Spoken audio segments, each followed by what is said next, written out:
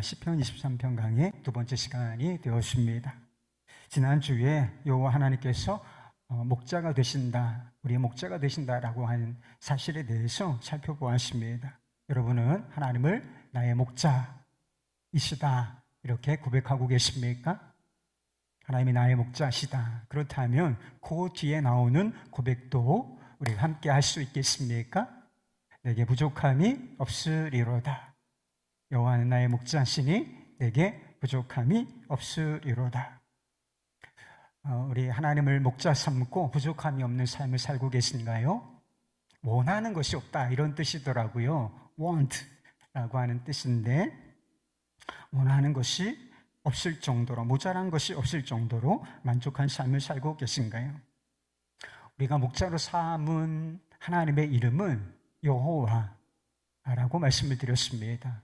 스스로 계신 분이시라고 하는 뜻이고, 아무 제한이 없는 분이시다. 무제한적이시고 그 무엇에도 제한받지 않으시는 분이시다. 그리고 이 세상에 존재하는 것들, 이 어마어마한 물질 세계, 보이는 모든 것들의 근원이 되시는 분이 우리 주님이시다. 이런 뜻을 가지고 있다고 말씀을 드렸습니다. 이런 분이 우리를 목자처럼 돌보아 주신다면 부족함이 없는 것이 마땅한 것이 아니겠습니까? 이치적으로 그렇잖아요. 어마어마한 창조주 하나님, 이 세상을 통치하시는, 부요하시고 부족함이 없으신 하나님께서 나의 목자가 되시고, 그리고 목자가 양을 돌보는 것처럼 우리를 돌보고 계시다면 부족함이 없는 것이 이치적으로 옳은 일이 아니겠습니까? 문제는 하나님을 나의 목자라고 고백하는데 내 삶에 부족한 것이 너무나 많은 것처럼 느껴진다는 거예요. 주님은 내 목자시지. 여러분도 그런 신앙 고백을 하신 거잖아요. 그러니까 여기 있는 것이지, 그런 고백을 안 하고서 어찌 여기에 와 있겠습니까? 하나님이 내 아버지가 되시고 내 목자가 되신다, 이런 믿음이 있으니까 이곳에 왔는데, 문제는 우리가 부족함이 없으리로다, 이 고백이 잘 안 나온다는 거. 이거 시원하게 이렇게 고백을 했으면 좋겠는데 그게 실제가 아니잖아요. 그러니까 우리가 이 고백을 제대로 성경으로는 사랑하지만 실제 고백으로는 우리가 드리고 있지를 못한 것이 아닌가 싶습니다. 그런데 부족함이 없다라고 하는 것을 오해하면 안 돼요. 이 오해로부터 아마 그런 부족함이 있지 않은가 싶은데요. 하나님을 믿고 신뢰하는 사람은 물질적으로 아무 부족함이 없을 것이다 라고 하는 뜻이 아니라는 것입니다. 여호와는 나의 목자시니 내게 부족함이 없으리로다. 이것은 하나님을 우리가 믿으면 정말 아무것도 부족한 것이 없을 정도로 부자가 된다. 얼마가 있으면 부족함이 없다고 고백할 수 있을까요? 하여튼 사람마다 조금 다를 수는 있지만, 하여튼 부족함이 없을 정도로 펑펑 써도 남을 수 있는 그런 정도의 부를 소유하게 된다라고 하는 말씀일까요? 이것이 하나님을 믿으면 어려운 일이 다 사라지고 우리의 삶은 고생 끝, 이제 축복 시작, 그래서 좋은 일만 있게 된다라고 하는 뜻이겠습니까? 중요한 것은 우리가 그런 기대를 가질 수는 있지만 번영시나 기복주의가 그런 기대를 갖는 거예요. 그래서 예수를 믿으면 영적인 축복을 받을 뿐만 아니라 육체적인 축복, 물질적인 축복, 건강의 축복을 받는다, 이렇게 이야기하니까 그게 대단히 매력적으로 보여서 사람들이 많이 그것을 취하는 것입니다. 그러나 제가 말씀드렸듯이 성경은 이런 식으로 우리에게 약속하고 있지 않다는 것이 문제라는 것입니다. 여러분, 다윗의 삶의 여정, 이 시편 23편을 기록한 다윗의 여정, 삶의 여정을 한번 생각해 보시기 바랍니다. 물질적이고 환경적인 측면에서 부족한 것이 정말 없었을까요? 사울 왕을 피해서 아둘람 굴에서 살았던 적이 있어요. 광야예요. 광야에 있는 동굴 같은 곳인데, 동굴인데 거기에서 기간은 나와 있지 않지만 상당 기간 그곳에서 가난한 자, 빚진 자, 원통한 자, 환난 당하는 자들과 함께 어울려서 살았다고 말씀은 기록하고 있습니다. 근데 아둘람 굴에서, 광야에서, 그것도 아주 가난한 사람들, 부자 아니고 원통하고 빚지고 정말 막 몸과 마음의 상처 덩어리인 사람들, 그런 사람들과 사는 것이 뭐가 그렇게 부족함이 없었겠어요? 물질적으로 막 풍족했겠습니까? 아니요. 다윗은 물질적인 측면에서 가난과 궁핍, 그리고 육체적인 측면에서 고생이라고 하는 것을 알고 있는 사람이었다는 것입니다. 압살롬의 반역으로 목숨을 부지하기 위해서 몸만 빠져나가야 했던 그런 시간이 있었어요. 그러니까 아둘람 굴에서 벗어났어요. 그리고 시간이 지나서 사울이 죽고 다윗이 왕이 되었습니다. 그런데 그 이후의 삶이, 왕이니까 아무 부족한 게 없었나 정말. 아들이 반역을 일으켰다니까요. 그래서 아무것도 가지고 나갈 수가 없어서 급히 목숨을 부지해야 하니까 몇몇 아들과 함께 성을 빠져나갔던 적이 있다는 거예요. 다시 돌아오긴 했지만 그 순간을 한번 생각해 보십시오. 정말 부족한 것이 없었겠습니까? 그뿐 아니라 그는 적대감과 배신과 외로움이라는 정신적인 고통을 아는 사람이었습니다. 4절 말씀에 사망의 음침한 골짜기라도 다닌다, 사망의 음침한 골짜기로 다닌다라고 하는 이런 표현이 왜 있는 것이겠습니까? 다윗이 삶의 여정 가운데 실제로 이와 같은 것을, 사망의 음침한 골짜기를 경험을 했기 때문에 이런 표현이 등장하는 것입니다. 예수님께서 사람에게서 난 여자, 여자에게서 난 사람 중에 가장 위대한 사람, 가장 큰 자가 있다고 했지요. 이게 누구였어요? 세례 요한인 것입니다. 근데 세례 요한이 어떻게 살았는지 여러분 아세요? 그 물질적으로, 환경적으로 부족함이 없는, 막 떵떵거리고 막 왕궁에서 그가 산의 진미를 먹으며 살았다고 기록하지 않고 광야에서 약대 털로 만든 옷을 입고 뭘 먹었다? 메뚜기와 석청을 먹고 살았다. 여러분, 이게 부족함이 없는 거예요? 단순히 그냥 옷 한 벌 입고 광야에서 메뚜기, 석청, 메뚜기 잡아먹고, 석청, 꿀이죠. 꿀 딱 먹으면서 사는 삶이 그게 막 부족함이, 물질적으로 부족함이 없는 삶인가요? 그리스도 안에서 약한 것들과 능력과 궁핍과 박해와 고난, 이것을 기뻐한다고 했던 사도 바울은 그러면 은혜도 못 받고 축복도 못 받은 사람입니까? 말 구유에서 태어나셨죠. 머물 곳이 없고, 그래서 말 외양간에서, 말 구유에서 태어나시고 사역하시면서도 기댈 곳이 없어서 정처없이 떠도시면서 인자는 머리 둘 곳이 없다, 이렇게 고백하셨던 예수님은 어떠십니까? 이것이 환경적으로, 물질적으로 부족함이 전혀 없는 것인가요? 그렇지가 않죠. 부족함이 없다는 것은 물질적인 측면에서만, 부족함이 없다는 것을 물질적인 또 외적인 환경적인 측면에서만 이해하려고 한다면 안 된다라고 하는 것을 다 보여주는 상황들이라고 하는 것입니다.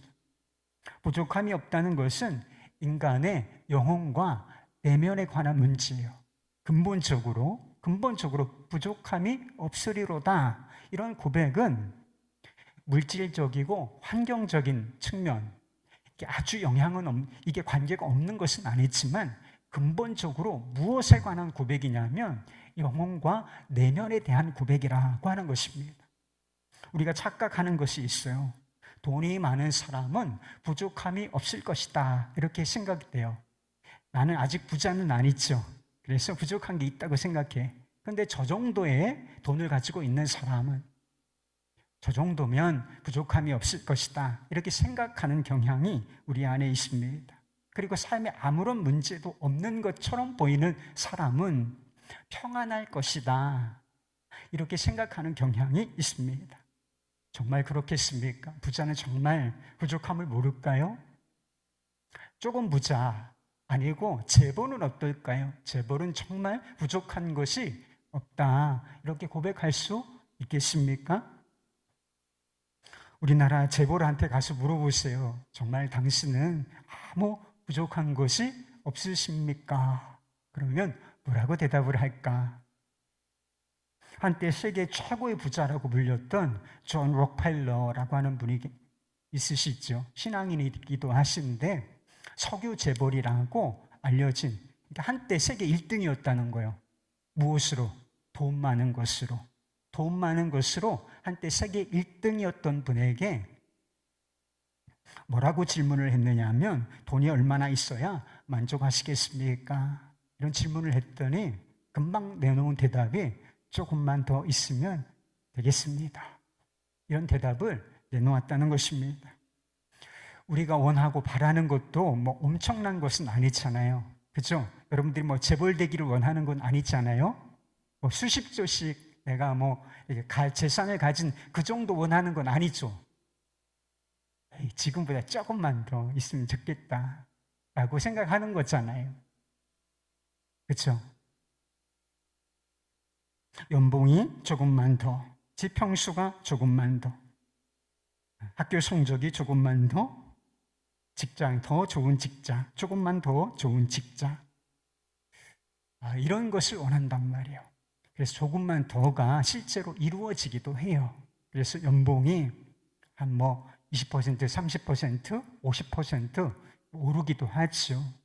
그런데 내가 원하던 그 수준, 원하던 그 조금만 더가 실제로 성취된다고 한다면 이제는 만족한다. 난 부족함이 없어요. 이렇게 우리가 고백하고 삽니까? 그렇지가 않단 말이에요. 거기서부터 다시 조금만 더가 시작이 되는 건 아니겠습니까? 조금만 더. 그래서 30평대 살던 사람은 40평대 살고 싶어 하고 40평대 살고 있는 사람은 50평, 60평, 100평까지 100평짜리 아파트가 뭐 있는지는 모르겠지만 뭐 있을 수도 있죠. 하여튼 뭐 스카이 캐슬 이런 데서 살고 싶어 하는 것 아니겠습니까? 말 타면 마부 잡히고 싶어 한다. 이게 사람들 안에 있는 욕망이라는 것입니다. 늘 조금만 더, 조금만 더 이렇게 외치면서 만족을 못하는 것이 있죠. 만족을 못하는 게 뭐예요? 불만족이고 이 불만족에서 뭐가 나오겠습니까? 불평이 나오는 거예요. 상당 부분 많은 것을 가지고 있으면서도 그것 만족하지 못하고 항상 이게 부족하네, 저게 부족하네, 이게 아직 안 됐네, 이게 모자르네 그러면서 불평과 불만을 늘어놓고 산다라고 하는 것입니다. 사실 지금 우리는 예전에 비해서 많은 것을 가지고 있어요. 이게 뭐 이렇게 평균을 낼 수는 없지만 예전에 비해서 평균적으로는 우리가 예전에 비해서 많은 것을 가지고 있다는 것이죠. 아직도 생계가 어렵고 먹을 것이 부족한 분들도 실제로 있어요. 쌀이 떨어져서 한 끼 먹을 밥이 없는 분 실제로 있을 수 있습니다. 그러나 우리 중에 그런 분은 지금은 없어 보여요. 여기 있는 분들 중에는. 있어도 아주 극소수, 아주 극소수만 이런 상황에 있다는 것입니다. 다 편안하게 잠잘 곳이 있고 입을 옷과 먹을 것이 있고 있는 정도가 아니라 아주 넘쳐나죠. 뭐. 그래서 저도 이렇게 밥을 남길 때가 좀 꽤 있어요. 썩 좋은 습관은 아닌데 싹싹 긁어 먹고 뭐 이러지를 못할 때 그리고 배가 불러서 제가 이렇게 막 너무 많이 먹고 그러진 않아요. 위가 좀 작아서 이렇게 음식을 남길 때가 간혹 있습니다. 남길 정도로. 그리고 우리가 밥만 먹고 사는 건 아니잖아요. 실제 뭐 차도 있고 여러 가지 우리의 삶을 조금 풍성하게 해주는다고 느껴지는 것들, 그런 것들을 실제로 많이 가지고 있고 누리고 산단 말입니다. 그럼에도 우리는 늘 배가 고프다는 것이죠. 쇼핑을 하고 요가를 즐기고, 휴가 갔다 오셨습니까? 네, 휴가가 필요해요. 레저도 필요하고 취미생활도 필요하죠. 그런데 이런 것들이 어떤 삶의 활력소가 되는 것은 맞지만, 이런 것을 즐기고 이런 것에 시간과 에너지를 쏟아보아도 참 이상하죠. 마음속에 진정한 기쁨과 만족이 없다. 이게 문제라는 것입니다. 왜 이런 현상이 일어날까요? 우리 마음속에 아주 커다란 구멍 하나가 뚫려 있기 때문이라는 것입니다. 그 구멍이 바로 욕망이라는 구멍입니다. 우리 마음이 마치 구멍난 독, 이런 항아리 아시죠? 예전에 항아리 있는데 그 밑에 이게 온전한 항아리가 아니라 이만한 구멍이 나 있는 거예요. 이만한 구멍이 나 있어요. 그래서 그 속에 무엇을 담아도 이게 부어도 빠져나가는 곳이 있기 때문에 이게 충만하다, 채워진다, 만족한다, 찰만 있잖아요. 이게 느껴지지를 않는 것입니다. 소유를 늘리고 성공을 추구하는 방식으로는 결코 부족함이 없는 삶을 살 수가 없다는 것입니다. 마음에 구멍이 뚫려 있는 상태로는 그 무엇을 가지고 누려도 부족함이 없으리로다. 이런 고백은 절대로 할 수가 없다는 것입니다. 기독교 방송에 머리를 이렇게 짧게 깎으신 조금 이국적으로 생기신 목사님이 계세요. 콜링 갓이라고 하는 프로그램을 진행하시는 분이신데, 브라이언 박이라고 하시는 분이십니다. 근데 그분의 간증을 들었던 적이 있어요. 목사님이 불교를 믿는 집안에서 태어나서 중학교 3학년 때 미국에 유학을 갔다는 것입니다. 이민을 갔대요. 남들이 부러워하는 명문대를 졸업하고 월가의 증권회사에 취직을 하게 되었다는 것입니다. 그래서 일 중독자로 미친 듯이 하루에 18시간, 19시간 진짜 잠자는 시간, 그 짧은 시간을 빼놓고는 다 그냥 일에 묻혀서 회사에서 살아갔다는 것이죠. 그렇게 열심히 일한 결과 불과 26살 어린아이, 지금 어린 청년이라고 말해야 하지 않겠습니까? 불과 26살 나이에 한 증권회사의 부사장까지 올랐다는 것입니다. 그때부터 엄청난 돈을 벌어들이기 시작했어요. 그래서 보통 사람들이 평생을 벌어야 하는 돈, 회사 생활하면, 직장 생활하면 평생을 일해야 벌 수 있는 돈을 단 한 달 만에 벌기도 하고, 그 벌었던 돈을 한 달 만에 다 써보기도 하고, 그런 삶을 살았다는 것입니다. 그때는 마음이 교만해서 거침없이 이런 이야기를 했대요. 세상에서 제일 쉬운 일이 뭐예요, 여러분? 세상에서 제일 쉬운 일이 뭐예요? 세상에서 제일 쉬운 일이 돈 버는 거다. 이런 이야기를 할 정도였다는 것입니다. 세상의 것을 다 가진 것처럼 보이는 그가 행복했을까요? 네, 아니었습니다. 그는 이렇게 고백했어요. 돈이나 좋은 직장이나 비싼 차나 그리고 사람들한테 칭찬을 많이 받으면 진짜 기쁨과 행복이 넘칠 줄 알았는데 없었습니다. 행복해지기 위해서 술도 마셔봤고 담배도 하루에 2갑씩 폈고, 그러다가 마약까지 하기 시작했습니다. 마약과 담배와 술을 21년 동안 거의 하루도 빠짐없이 했지만 행복하지 않았고 어떤 돌파구도 보이지 않았습니다. 이런 고백을 했어요. 술과 담배와 마약까지 이것을 하루도 빼놓지 않고 21년 동안 한번 했다고 생각해 보십시오. 그 마음과 그 내적인 정신 상태가 온전하겠습니까? 이런 것들로 말미암아 몸과 마음이 만신창이가 되었다는 것입니다. 그리고 성격도 대단히 난폭해져서 막 이제 싸움 딱이 돼버린 거예요. 조그마한 일도 참지 못하고 막 폭행을 하고 이래서 교도소를 8번씩이나 갔다 왔다는 것입니다. 그는 자신이 존재하는 이유를 찾지 못해서 허탈감과 우울감에 빠져서 2번이나 극단적인 선택을 시도하기도 했다는 것입니다. 왜 그가 그렇게 많은 돈을 가지고 그리고 그렇게 아주 초고속으로 이제 거의 다른 사람들이 부러워하는 인생의 절정, 꼭대기에 올라가 있고도 만족함이 없었나요? 구멍난 삶에 물을 붓는 것과 같았기 때문이라고 하는 것입니다. 거기다가 돈이라는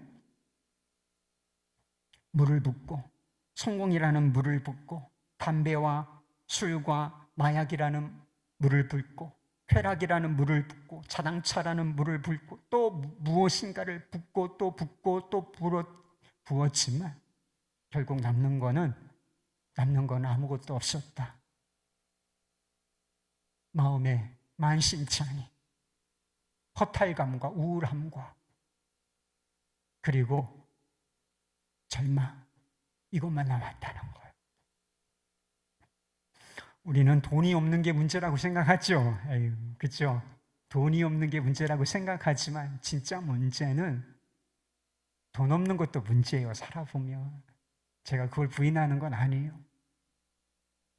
그런데 진짜 문제가 뭐냐? 이게 더 중대한 문제가 있다는 거예요. 그게 마음이 가난하다는 것입니다. 영혼의 빈곤, 이게 진짜 문제예요. 돈이 없는 건 그래도 살아낼 수가 있어요. 견뎌낼 수가 있습니다. 근데 마음이 가난해. 영혼이 너무나 빈곤하고 아무것도 채워진 것이 없어. 그러니까 늘 부족하다, 모자르다 하면서 불평불만이 있고 짜증이 있고 성격이 난폭하고 우울하고 이렇게 살아가는 것입니다. 그러나 복음이 있다. 우리에게 복음이 주어졌다는 것입니다.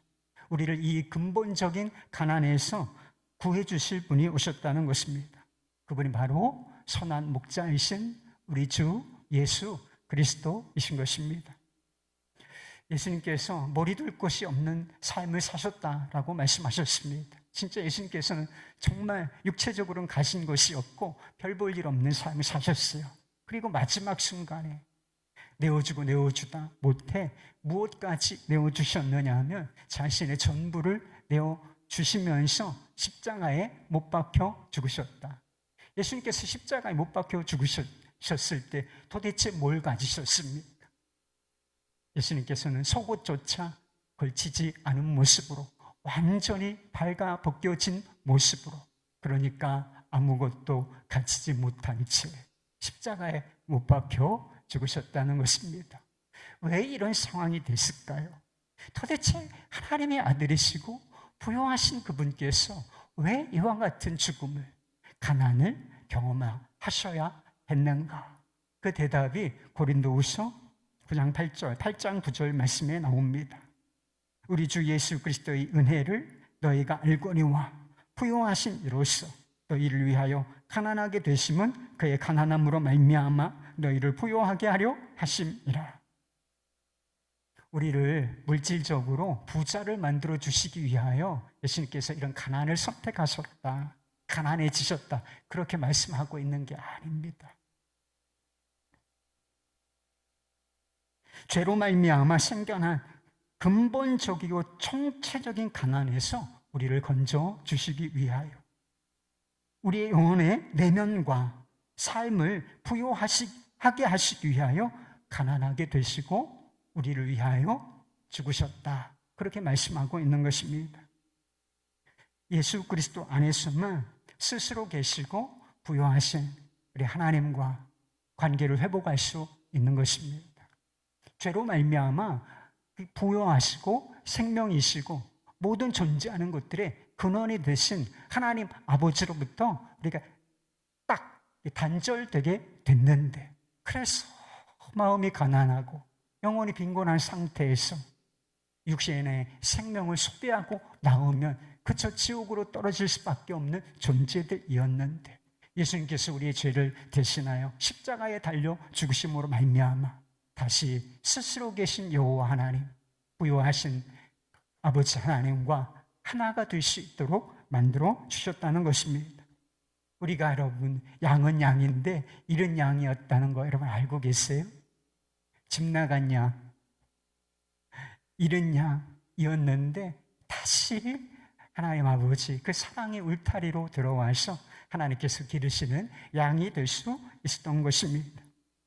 본질상 우리의 본질은 본질상 진노의 자녀, 저주와 심판을 받을 수밖에 없는 진노의 자녀이던 우리가 하나님을 아빠 아버지라 부를 수 있게 되는 것입니다. 우리 마음속에 큰 구멍이 나 있다고 했지 않았어요? 모든 사람의 마음속에 엄청나게 큰 거의 블랙홀과 같은 엄청난 구멍이 나 있다는 것입니다. 인간이 죄를 지을 때 하나님의 영이 떠나셨어요. 그러니까 하나님께서 인간을 하나님의 형상으로 창조하시고 그 안에 생명, 성령을 주셨는데 인간이 죄를 지었을 때 누가 떠나셨다고? 성령께서 떠나셨다는 것입니다. 그러니까 하나님이 떠나신 거예요. 그러니까 우리 영혼 속에 하나님이 계셨는데 하나님이 쑥 하고 빠져나가시니까 구멍이 생긴 거예요. 그러니까 우리 마음속에 구멍은 그냥 생긴 구멍이 아니라 성령께서 죄로 말미암아 떠나신 그 공간, 그것이 마음의 구멍인 것입니다. 그러니 세상 그 무엇을 가져도 이 세상을 다 가진다고 할지라도 그것으로는 결코 만족할 수가 없는 거예요. 왜? 이 세상의 그 무엇도 하나님을 대신할 것은 존재하지 않기 때문인 것이지요. 그런데 우리가 예수 그리스도를 믿을 때에 누가 오시는가? 성령께서 우리 안에 오시는 것입니다. 그리고 평생 우리 안에 내주하시면서 하시는 일, 그것을 하나님을 내 아빠, 아버지라 부르게 하시는 것이지요. 하나님을 나의 목자다 이렇게 부르게 하시는 것, 이게 바로 우리 안에 계신 하나님, 하나님의 영 성령께서 하시는 일인 것입니다. 우리 안에 마음에 생겨났던 이 커다란 구멍이 메워지는 역사가 나타나게 되는 것입니다. 예수님께서 수가성 여인을 만나신 적이 있어요. 그녀는 5명의 남편을 둔 적이 있었고 지금은 6번째 남편과 살고 있었지만 문제는 이 여자가 행복하지가 않았다는 거예요. 남편 바꿔보고 싶죠? 아내를 한번 바꿔볼까? 그러면 행복해질까? 이런 생각이 들어요? 그런 거 가지고 안 된다는 것을 이 여인이 말해주는 거예요. 우리가 남편을 바꾸고 아내를 바꾸고 집이나 차를 바꿔서 부족함이 없어지는 것이 절대로 아니라는 것입니다. 예수님께서 정말 목말라서, 너무나 목말라서 어찌할 바를 모르고 있던 이 여인을 향해서 이런 말씀을 해주신 적이 있어요. 요한복음 7장, 요한복음에 나오는 말씀인데, 나를 믿는 자는 성경의 이름과 같이 그 배에서 생수의 강이 흘러나오리라. 이런 진정한 만족과 기쁨이라는 것이 어디서부터 나오는 것입니까? 우리는 외부의 환경에서 우리에게 무엇인가 더해진다면, 주어진다면 그것 때문에 우리가 만족함이 없는 줄로 알고 있지만 원리는 그렇지 않다는 거예요. 부족함이 없는 이 만족은 우리의 내면에서부터, 우리의 영혼 깊은 곳에서부터 솟아나는 것이다. 어디서 솟아나요? 우리 마음 안에 오신 주님으로부터 솟아나는 것이라는 것입니다. 그분이 주시는 생명과 은혜 속에서, 그리고 그분과의 사랑의 관계 속에서, 그리고 그분을 향한 신뢰 속에서 솟아나는 것, 이것이 진정한 만족과 기쁨이라는 것입니다. 여러분은 예수 그리스도를 믿으십니까? 예수 그리스도 안에 있는 것들, 죄사함과 하나님의 사랑하심과 구원과 영생과 축복, 그 부요하고 영광스러운 하나님의 나라, 이 모든 것이 산발적으로 나누어져 있는 것이 아니라 예수 그리스도 안에 다 있는 거예요. 우리가 예수 그리스도를 얻으면 이 모든 것이 지금 우리의 것이 되는 것이 또 있고 앞으로 되어질 것도 있으며 마지막 때 가서 완성될 것도 다 있다는 것입니다. 그렇지만 인생을 진정으로 만족하게 하는 것, 우리를 건강하게 하고 기쁘게 하고 행복하게 하는 모든 것이 어디에 있다는 것입니까? 예수 그리스도의 인격 안에 다 모여 있다라고 하는 것입니다. 여러분은 성령 안에서 하나님을 아빠 아버지라고 부르십니까? 그런 사람들 안에서 흘러나오는 것이 바로 생수의 강, 그 사람의 배 안에서 영혼 깊은 곳에서 만족이 흘러나온다라고 말씀하고 있는 것입니다. 예수님 안에 모든 충만함이 있어요. 예수님 안에, 예수 그리스도 안에 진정한 만족과 기쁨이 있습니다. 이것은 물질적인 환경을 뛰어넘는 것입니다. 우리가 환경 속에 살고 있는 사람이라서 이게 아무것도 아닌 것이지만 예수님께서 우리에게 주시는 축복, 은혜, 진정한 기쁨과 만족, 자유, 이 모든 것들은 부족함이 없게 하는 이 모든 것들은 환경을 초월하는 것이다 라고 하는 것입니다.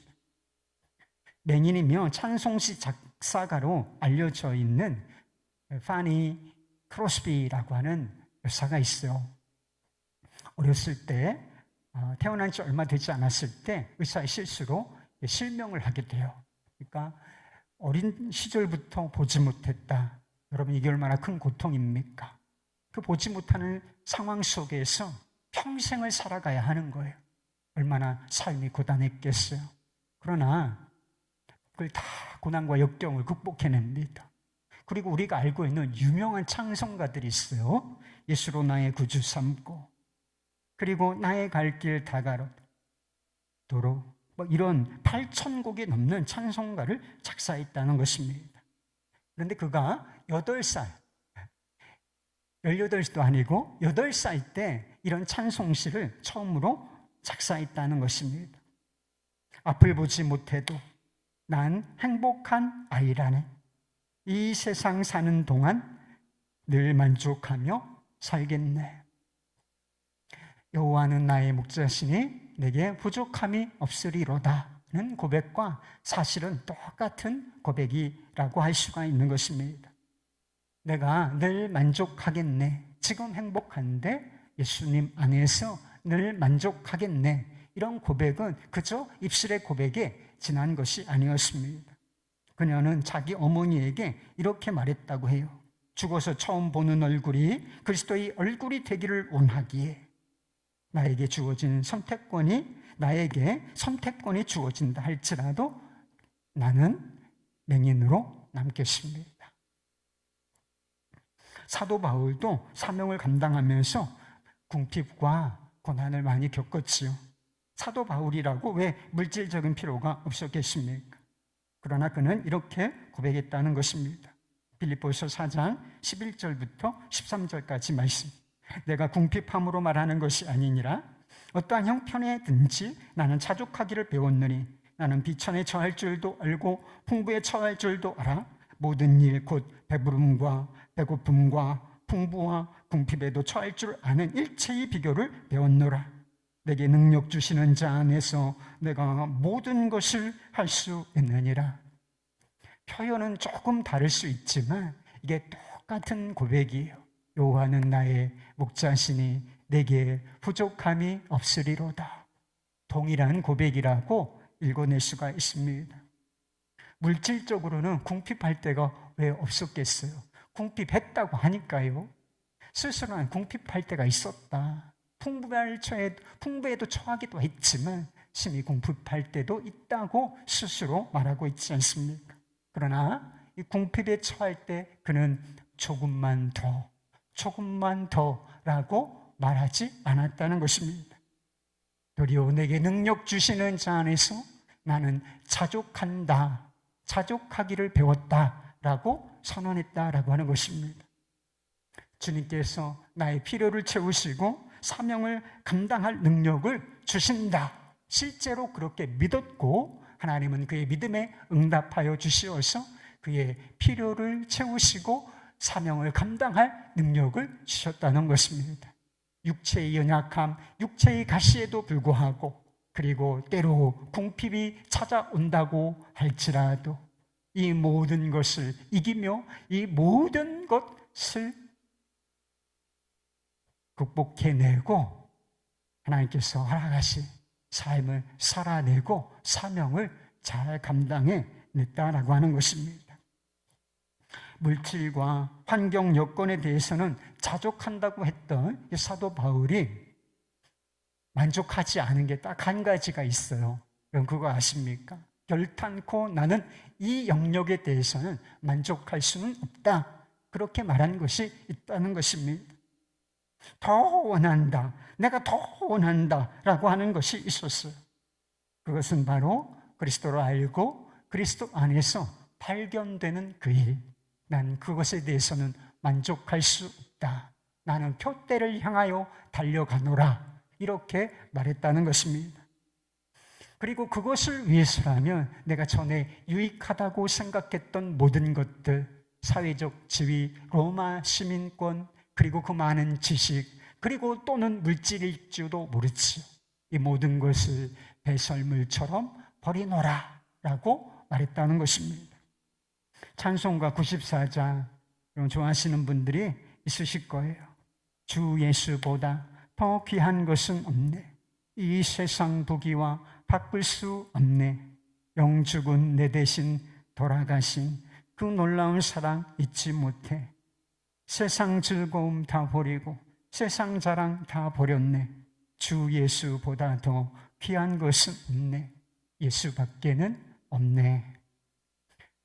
할렐루야. 여러분 이 찬송이 여러분의 고백이에요. 우리가 요새 이 찬송을 좀 잘 안 부른 것 같아요. 주 예수보다 더 귀한 것은 없네. 이 세상 부귀와 바꿀 수 없네. 여러분 이 찬양을 어떤 마음으로 도대체 부르시는 건가요? 이 찬양의 고백이 우리 모든 찬양이 우리에게 실제가 되는 것은 아니지요. 그러나 정말 이 믿음으로 실제가 되기를 원하는 그 마음으로 한번 이 찬양을 불러보셨습니까? 그리고 정말 이와 같은 이 찬송 작사한 사람 마음, 내 고백입니다. 이런 고백으로 여러분 한번 드려보신 적이 있나요? 우리의 문제는 주 예수보다 귀한 게 너무 많다는 거예요. 주 예수를 아는 것과 세상의 부귀와 즐거움을 바꾸지를 못한다는 거예요. 예수밖에 없네. 이게 안 된다는 것입니다. 여호와는 나의 목자시니 내게 부족함이 없으리로다. 고백이 안 되고 자족이 안 되고 내게 능력 주시는 자 안에서 내가 모든 것을 할 수 있느니라. 이 고백을 한번 내 고백으로 드려보지를 못한다는 거. 이게 다 남의 이야기지 뭐. 성경에 나온 이야기고 바울의 이야기고 다윗의 이야기고 또 누구의 이야기고 그럴 뿐이지 내 고백이 아니라는 거. 이게 진짜 문제라는 것입니다. 이스라엘에 유학하던 목사님이 어느 날 그 나라의 한 목동으로부터 들은 이야기가 있다는 것입니다. 깻묵, 우리가 아는 그 깻묵인지는 잘 모르겠는데 깻묵을 보관하고 있던 헛간에 불이 붙었대요. 양들이 깻묵 타는 냄새, 고소하지 않겠습니까? 고소한 냄새를 맡고서 불이 붙은 그 깻묵 더미 앞으로 자꾸만 가려고 한다는 것이었습니다. 그 불이 붙었는데 그걸 먹으려고 가까이 가면 어떻게 되겠어요? 이게 다 털이잖아요. 불이 금방 옮겨 붙어서 사달이 나도 날 것이니까 이 목동이, 목자가 이 막대기를 막 들고서 휘둘러 가면서 양들을 쫓아냈다는 것입니다. 그런데 한 무리를 쫓아내면 또 다른 무리들이 그 고소한 냄새를 맡고 또 불타는 깻목으로 다가오고 위험스러운 상황이 되고, 그래서 작대기로 또 내쫓으면 또 반복적으로 다른 양떼들이 그렇게 모여들고 그런 상황이 됐다는 것입니다. 그래서 안간힘을 써서 다행히 불길을 잡고 또 양들이 목숨을 건졌다는 것입니다. 그런데 최선을 다해서 뜨거운 불길 앞에서 그런 일을 하다고 보니까 이 목자가 목동이 며칠을 누워서 앓게 되는 그런 일이 있었다는 것입니다. 양들이 자기 목자의 음성을 알아듣는다는 거예요. 신기하게. 그런데 그렇게 목자의 음성을 잘 알아듣는 양떼가 막대기를 휘두르면서 가로막는데도 왜 개의치 않고 깻묵으로 나가려고 했겠습니까? 그 고소한 냄새 때문에 목자의 음성도 거부하며 거기로 달려갔던 것입니다. 목자의 소리도 거부하고 불타는 깻묵으로 달려드는 양들, 이것이 세상의 물질과 세상에 좋아 보이는 어떤 것에 마음을 두고 살고 있는 우리 자신의 모습은 아니겠습니까? 여러분에게는 도대체 무엇이 부족하십니까? 진짜 한번 얘기해 볼래요? 뭐가 부족해요? 진짜 부족한 게 있긴 있어요. 제게도 진짜 부족한 게 있긴 있어요.